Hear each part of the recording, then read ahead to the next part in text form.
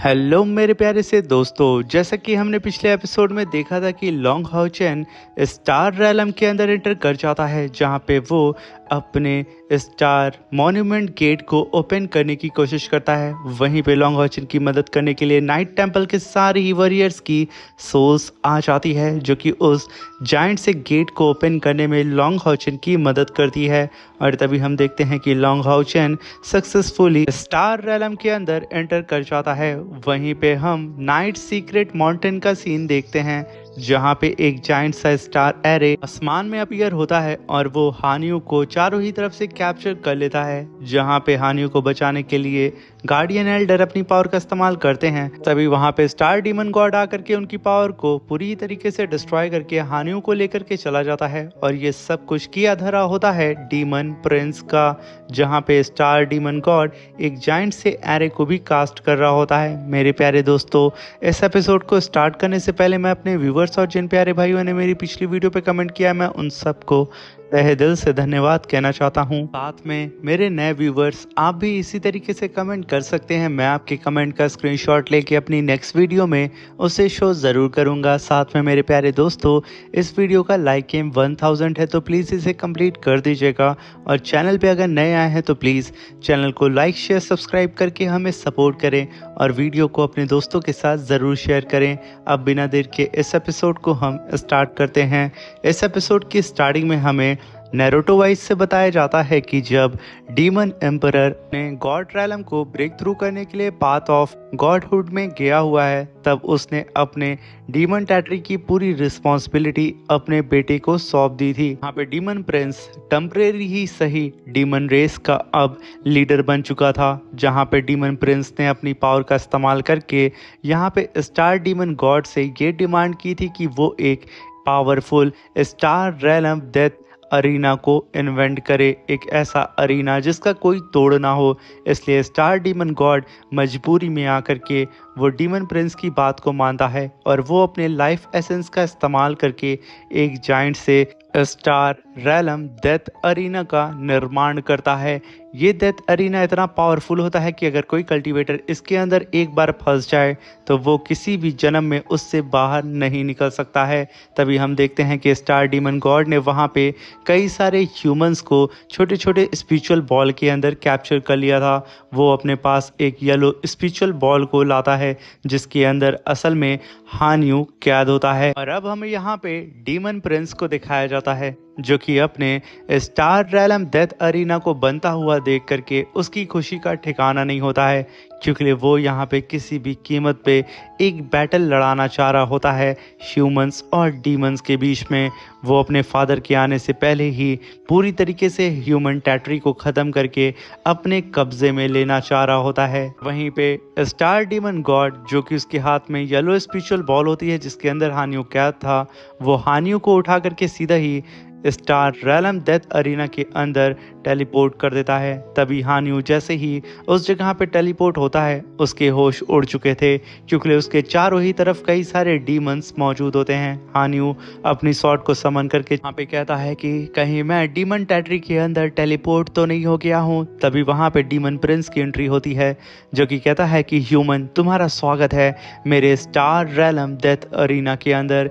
ये कहने के साथ वो वहाँ पे हंसने लगता है और मल्टीपल पोर्टल्स को वो समन करता है ह्यूमन टैटरी के अंदर और साथ में डीमन टैटरी के अंदर, जहाँ पे पलादीन कमांडर और ग्रैंडपा यांग हानियो को उस पोर्टल के जरिए देख रहे होते हैं। पलादीन कमांडर के यहाँ पे होश उड़ जाते हैं कि आखिर हानियो इतने सारे डीमंस के बीच में क्या कर रहा है। वो एकदम घबरा जाते हैं। वहीं पे एक पोर्टल हानियो की पूरी टीम के सामने भी अपीयर होता है, जिसे देख करके यंगर कहती है कि हानियो सडन कहाँ पे टेलीपोर्ट हो गया है, मुझे ये समझ में नहीं आ रहा है कि वो वहाँ कैसे पहुंचा। तभी हम देखते हैं ह्यूमन कॉन्टिनेंट की होली सिटी के अंदर एक और पोर्टल अपीयर होता है और उस पोर्टल के अंदर जैसे ही हानियो की गर्लफ्रेंड हानियो को देखती है, इतने सारे डीमंस के बीच में वो एकदम अपनी जगह पे स्थिर हो जाती है और उसके हाथ पैर वहाँ पे कांपने लगते हैं। तभी वहाँ पे साइनर कहती है कि मैं यहाँ पे हानियो को कहीं पे भी सेंस नहीं कर पा रही हूँ, क्योंकि हानियो हमारे साथ सोल चेन से कनेक्टेड था। मैं जिस तरीके से यहाँ पे हाउ चेन को सेंस नहीं कर पा रही हूँ, सेम उसी तरीके से पता नहीं कैसे हानियो भी यहाँ पे मुझे सेंस नहीं हो रहा है, जैसे कि वो किसी अलग से ही यूनिवर्स में चला गया है। ये सुन करके वहाँ पे साइनर की पूरी टीममेट एकदम परेशान हो जाते हैं। तभी हम वहाँ पे डेथ अरीना का सीन देखते हैं, जहाँ पे मून डीमन प्रिंसेस अपीयर होती है और वो अपने सामने स्टार रैलम डेथ अरीना को देख करके कहती है कि आज तक किसी को भी ये नहीं पता है कि इस स्टार रैलम डेथ अरीना का ओरिजिन क्या है।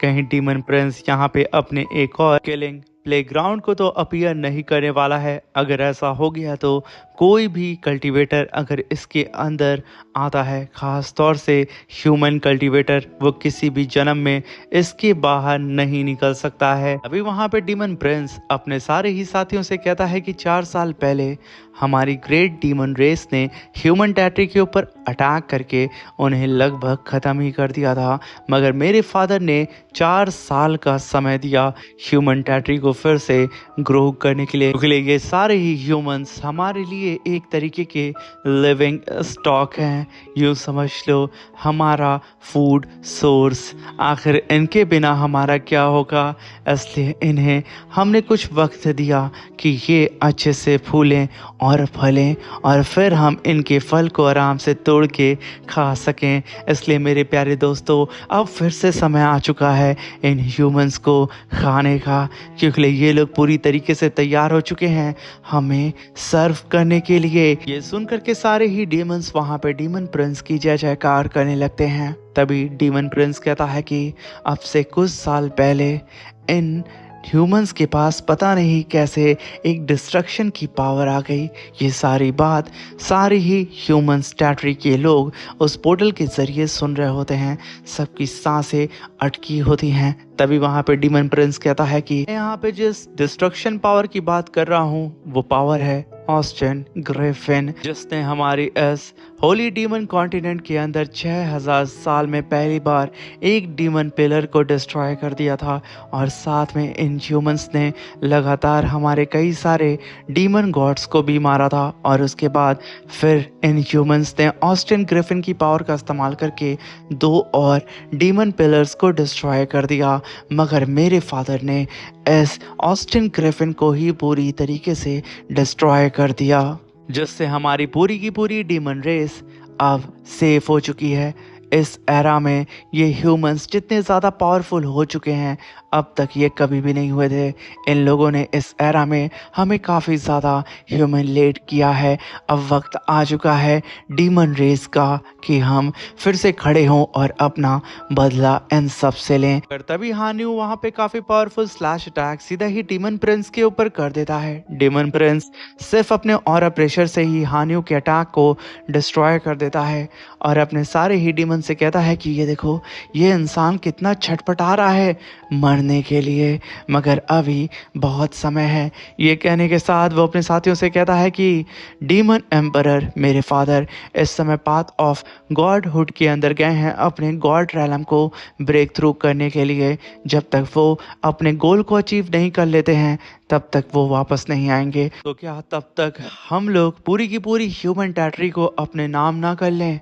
हम लोग अपने डीमन एम्परर को एक सरप्राइज गिफ्ट नहीं दे सकते हैं? क्यों ना हम इस होली डीमन कॉन्टिनेंट की पूरी डेस्टिनी को फिर से क्यों ना लिखते हैं? फिर वहाँ पे सारे ही डीमंस कहते हैं कि हाँ, हमें ऐसा ही करना चाहिए, हम अपने डीमन एम्परर को सरप्राइज देंगे। तभी वहाँ पे डीमन प्रिंस कहता है कि मेरा ये जो स्टार रैलम डेथ अरीना है, इसके अंदर 1 वर्सेस 1 फाइट होगी, ह्यूमन वर्सेस डीमन गॉड्स। और हमारे काफ़ी सारे पावरफुल डीमन गॉड्स इस अरीना में आएंगे और ह्यूमंस के सारे ही पावरफुल कल्टीवेटर्स भी बारीक बारीक करके यहाँ पे आएंगे। मेरे इस स्टार रैलम डेथ अरीना के अंदर से वही कल्टीवेटर वापस जा सकता है अपने होम टाउन में जो अपने अपोनेंट को जान से मार देगा, वरना मेरे इस अरीना से बाहर जा पाना इम्पॉसिबल है, क्योंकि मेरा अरीना पूरी ही तरीके से हमारे होली डीमन कॉन्टिनेंट से आइसोलेट हो चुका है। ये जगह ही कोई और है। ये सुनकर के हाउचन की पूरी टीम सब के सब एकदम दहल जाते हैं कि आखिर अब यहाँ पे हानियों के साथ क्या होगा। तभी वहाँ पे डीमन प्रिंस कहता है कि ये फाइट तब तक चलेगी जब तक डीमन एम्परर अपनी कल्टीवेशन को करके अपने गोल को हासिल करके वापस नहीं आ जाते हैं। और अब यहाँ पे ह्यूमंस के ऊपर डिपेंड करता है कि वो कब तक यहाँ पे हम लोगों को रोके रखते हैं, क्योंकि जितना देर तक वो सरवाइव करेंगे उतने ही ज़्यादा ह्यूमंस बचेंगे। क्योंकि कहीं ऐसा ना हो कि मेरे फादर डीमन एम्परर को आने में कई साल लग जाएं और ये पूरी की पूरी ह्यूमन की रेस ही यहाँ पे ख़त्म हो जाए मेरे इस स्टार रैलम डेथ अरीना के अंदर। ये कहने के साथ वो वहाँ पे ज़ोर ज़ोर से हंसने लगता है। उसकी चीख को सुन करके ह्यूमन कॉन्टिनेंट के सारे ही लोग घबराने लगते हैं कि आखिर हानियों के साथ अब यहाँ पे क्या होगा। ख़ास तौर से हानियों के ग्रैंडफादर वो वहाँ पे रोने लगते हैं। वहीं पे हानियों की गर्लफ्रेंड के हाथ में जो बुके होता है वो ज़मीन पे गिर जाता है। वो अभी भी अपनी जगह पे फ्रीज होती है। वो अपने प्यार को चारों ही तरफ से डीमंस के बीच में फंसा हुआ देख करके एकदम टूट जाती है। उसने यहाँ पे सारी ही आस खो दी होती है कि आखिर हानियों बच करके वहाँ से कैसे वापस आएगा। वहीं पे हानियों कहता है कि मैं चारों ही तरफ से इन डीमन से घिर चुका हूँ, मुझे कैसे भी करके इन लोगों से फाइट करके अपने लोगों के लिए ज़्यादा से ज़्यादा समय निकालना होगा। मगर तभी हानियों के चेस्ट में एक लाइट ब्लिंक होती है। ये लाइट और कोई नहीं, सोल चेन कनेक्शन पावर था। हानियों का सोल कनेक्शन यहाँ पे उसके अदर साथियों से कट चुका था, मगर हानियों अब स्टार रैलम के अंदर आ चुका था, इसलिए उसका सोल कनेक्शन अपने आप ही लॉन्ग हाउचन के साथ जुड़ जाता है। जहाँ पे हानियों कहता है कि मैं साफ साफ यहाँ पे कैप्टन को फील कर पा रहा हूँ, मगर ये कैसे पॉसिबल हो सकता है। कैप्टन आखिर इस डेथ अरीना के आसपास क्या कर रहे हैं, मैं आखिर किस जगह पे हूँ, ये जगह कौन सी है। हानियों के मन में बहुत से सवाल होते हैं। तभी वहाँ पे लॉन्ग हाउचन को भी हानियों की प्रेजेंस महसूस होती है। वहाँ पे लॉन्ग हाउचन कहता है कि मैं अचानक से कैसे हानियों के ऑरा को यहाँ पे सेंस कर पा रहा हूँ इस स्टार रैलम के अंदर। आखिर हानियों यहाँ पे कैसे आ सकता है, ये इम्पॉसिबल है। तभी वहाँ पे लॉन्ग हाउचन कहता है कि मुझे कैसे भी करके इस स्टार रैलम के अंदर इंटरनल हीरोज़ यानी कि मेरे सीनियर्स को जल्द से जल्द ढूंढना होगा, मगर मुझे समझ में नहीं आ रहा है कि मैं उन्हें कहाँ पे ढूंढूं। ये स्टार रैलम इतना ज़्यादा विशाल है कि मैं जिस रास्ते से आया हूँ मुझे वो रास्ता ही नहीं याद है। आखिर मैं उन्हें कैसे ढूंढूंगा, मुझे यहाँ पे कुछ भी समझ में नहीं आ रहा है।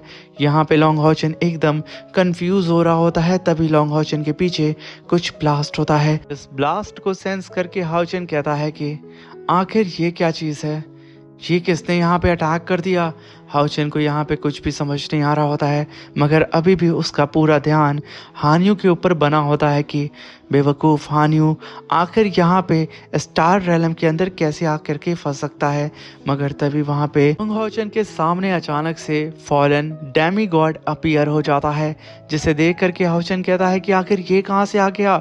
वहीं पे फॉलन डेमी गॉड वो ज़ोर ज़ोर से रोर करने लगता है हाउचन को देख करके, जैसे कि वो यहाँ पे पागल हो चुका था हाउचन की जान लेने के लिए। वहीं पे उस डेमी गॉड ने काफ़ी पावरफुल स्पिरिचुअल पाम अटैक सीधा ही लॉन्ग हाउचन के ऊपर कर दिया था। लॉन्ग हाउचन अपनी शॉट को चार्ज करके काफ़ी पावरफुल स्लैश अटैक करके उस पाम अटैक को डिस्ट्रॉय कर देता है और सीधा ही भिड़ जाता है उस डेमी गॉड से। इन दोनों के बीच में फाइट होना स्टार्ट हो जाती है, जहाँ पे हाउचन उस डेमी गॉड की पावर को सेंस करके कहता है कि इस डेमी गॉड की पावर ह्यूमन कल्टीवेटर के 9th रैंक के कल्टीवेटर के इक्वल है। ये कहने के साथ हाउ चेन उस डेमीगॉड के ऊपर अटैक करना शुरू कर देता है, मगर हाउ चेन का कोई भी अटैक उस डेमीगॉड को हिट ही नहीं कर रहा होता है, जैसे कि उस डेमीगॉड को असर नहीं कर रहा है। तभी हाउ चेन नोटिस करता है कि उस डेमीगॉड के चेस्ट के ऊपर एक स्वॉर्ड क्रैक बना हुआ है।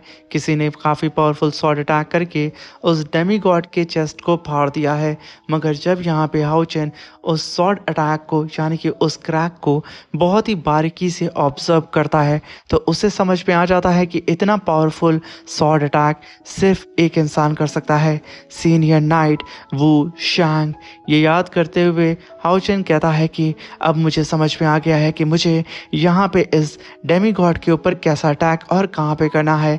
ये कहने के साथ हाउ चेन बहुत ही तेज़ी से उस डेमीगॉड के करीब आने लगता है, मगर वो डेमीगॉड स्पेस ब्लैक होल की पावर का इस्तेमाल करके मल्टीपल अटैक सीधा ही हाउ चेन के ऊपर करने लगता है, जहाँ पे लॉन्ग हाउ चेन इधर उधर भाग करके खुद की जान को बचा रहा होता है और कोशिश कर रहा होता है कि वो जल्द से जल्द उस डेमीगॉड के करीब पहुंच सके। वो डेमीगॉड हाउ चेन को करीब पहुंचने नहीं देता है, मगर बड़ी ही मुश्किल से हाउ चेन उस डेमीगॉड के बेहद करीब पहुंच चुका था, जहाँ पे हाउ चेन बहुत ही तेजी से उस डेमीगॉड के करीब और पहुंचता। वो डेमीगॉड अपने स्पिरिचुअल हैंड से हाउ चेन को चारों ही तरफ से ग्रैब कर लेता है। यहाँ पे लॉन्ग हाउ चेन चारों ही तरफ से उसके स्पिरिचुअल हैंड से फंस चुका था, मगर तभी हाउ चेन अपनी पावर को रिलीज करके उन सारे ही स्पिरिचुअल हैंड को डिस्ट्रॉय करता है और अपनी स्वॉर्ड को पूरी तरीके से चार्ज करके थाउजेंड्स ऑफ स्लैश अटैक सीधा ही उस डेमीगॉड के ऊपर कर देता है। हाउ चेन का एक अटैक 1000 अटैक में ट्रांसफॉर्म होकर के उस डेमीगॉड को हिट करता है, जिसकी वजह से एक ब्लास्ट होता है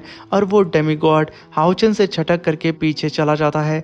तभी हाउ चेन को वहां पे सही मौका मिलता है, इसलिए वो सीनियर नाइट वू शैंग की सीक्रेट टेक्निक को परफॉर्म करता है, जो कि इंटरनल 3 स्वॉर्ड टेक्निक थी। हाउ चेन ने अपनी ड्रैगन स्टार स्वॉर्ड के अंदर अपने पूरे ऑरा को कलेक्ट करके काफ़ी पावरफुल स्लैश अटैक उस डेमीगॉड के ऊपर कर दिया था।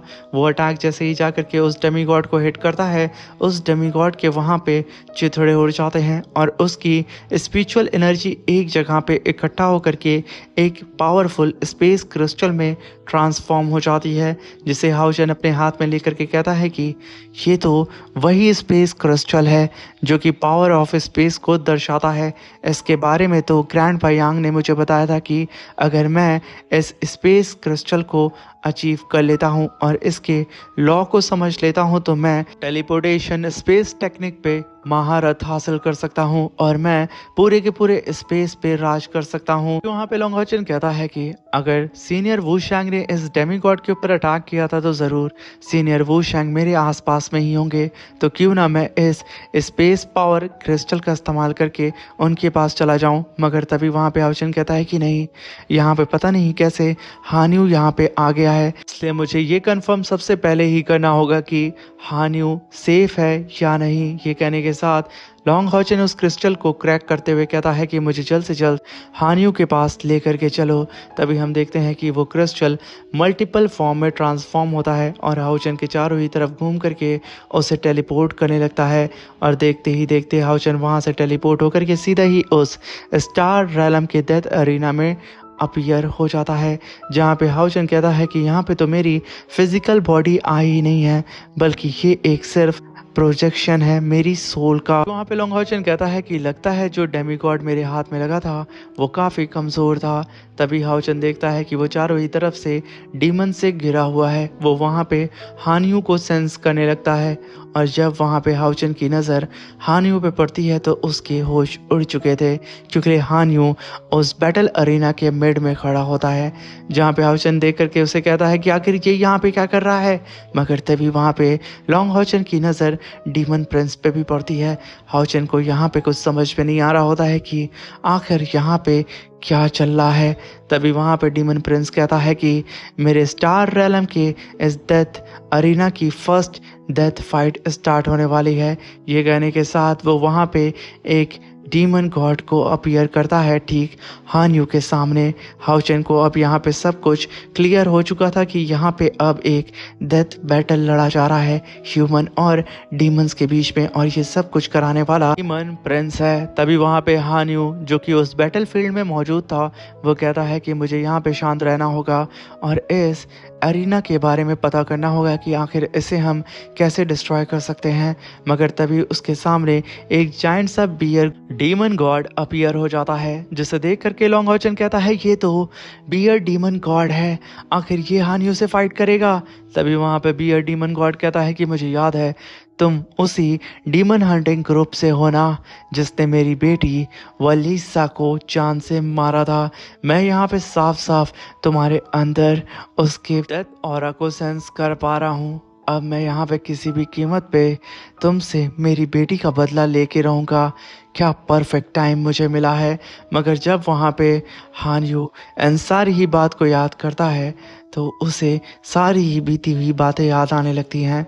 मगर जब वहाँ पे हानयू उस बियर डीमन गॉड के फेस को देखता है, उसे अपने बचपन की मेमोरी ट्रिगर कर जाती हैं, जहाँ पे हानयू कहता है कि तुमने सही कहा, ये एक परफेक्ट टाइम है जिसका मुझे भी बरसों से इंतजार था। जब यहाँ पे हानयू की बात लॉन्ग हॉचन सुनता है तो उसे ये बात साफ साफ याद आ जाती है कि हानयू इस समय जिस बियर डीमन गॉड से फाइट कर रहा है, इसी ने हानयू के मॉम डैड को मारा था।